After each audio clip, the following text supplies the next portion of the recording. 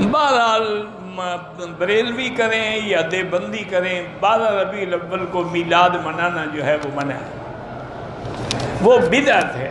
اگر یہ دین ہوتا، دین مکمل ہو چکا تھا، اللہ کے نبی نہ سمجھا جاتے کہ 12 ربیع الاول کو میرا میلاد کیا کرو۔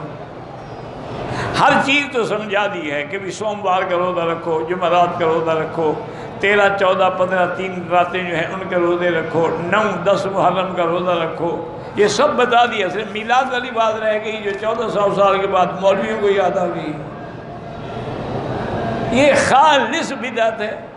اب اصل بات یہ ہے کہ دیوبندی حضرات نے ایک سوچا کہ اگر ہم اس کا کوئی متبادل حل نہ تلاش کریں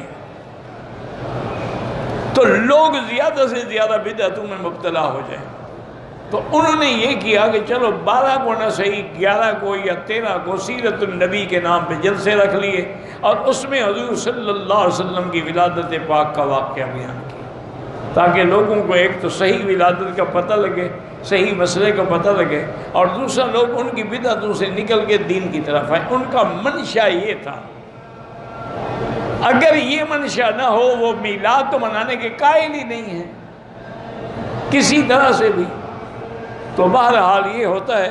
اس کی وجہ یہ ہے کہ پہلے دور میں تو اس وقت ابتدائی کتابیں پڑھتا تھا، ایک شیعہ کا مولوی تھا، مناظرہ جب ہوتا نا تو اس بدبخت کو پتہ نہیں مر گیا اگر زندہ ہے، تو ایک عادت تھی کہ وہ اہل سنت کی کتابیں سے پڑھتا نہیں، یہ دیکھو بخاری شریف میں لکھا ہوا ہے، اور پھینک دیتا۔ اب لوگوں نے سمجھایا بھئی تم مناظرہ کرو، حوالہ دو، کسی دوسرے کی کتاب کو پھینکنے کا کیا مطلب ہے؟ یہ تو کوئی اچھی بات نہیں ہے۔ لیکن وہ بعد میں آیا، آخر ایک مولوی صاحب مناظرے بنے، وہ مناظرے پہ تیار ہوئے، وہ آیا، انہوں نے بھی اس کی کتابیں اٹھا کے اس نے ایک پھینکی، اس نے 3 پھینک دی۔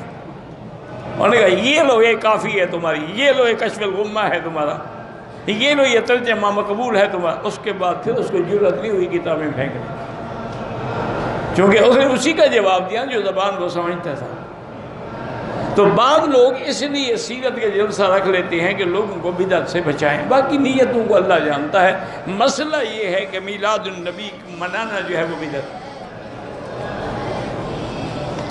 من مکہ حبیبی نور سطع المدینہ